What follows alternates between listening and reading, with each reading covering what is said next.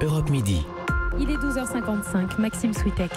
L'Europe à la une, bonjour Daniel Cohn-Bendit. Bonjour Maxime Switek. Dany, on attend dans les heures ou les jours qui viennent une éventuelle riposte militaire de la part des Américains et peut-être aussi des Français contre le régime de Bachar el-Assad après l'attaque chimique de samedi dernier. Une attaque qui ne fait plus guère de doute pour les Occidentaux. Oui, puisque la presse occidentale a bien démontré, et on le voit avec les images, que c'était une attaque chimique.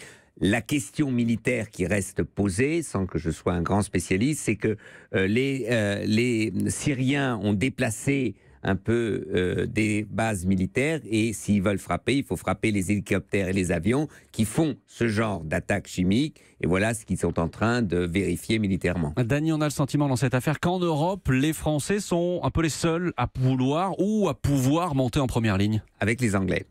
Qui sont toujours et qui sont même pas dans l'Union, mais quand même. Donc, c'est vrai qu'il y a un véritable problème. Tout le monde est outré. Toutes les chancelleries européennes disent c'est impossible, c'est incroyable. Mais il n'y a effectivement que les Français et les Anglais qui sont prêts à intervenir pour montrer qu'il y a une véritable ligne rouge. Mais alors, qu'est-ce qu'on fait aujourd'hui face à Bachar el-Assad ? Alors, l'Europe a quand même plusieurs possibilités. Premièrement, de demander un tribunal pénal international sur les crimes en Syrie, parce qu'il n'y a pas que les attaques chimiques, il y a tout ce qu'il y a eu dans les prisons.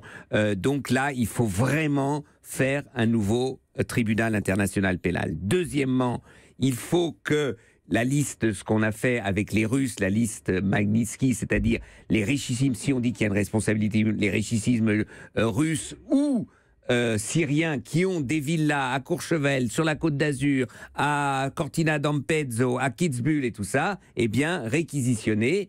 Et troisièmement, il faut que les Européens aujourd'hui se définissent avec une politique étrangère qui est capable justement d'intervenir dans de telles situations. Sinon, eh bien, on ne tire jamais les leçons des horreurs qui se sont passées. L'Europe et la Syrie à la une aujourd'hui. Merci Dany, à demain. À demain Maxime, ciao.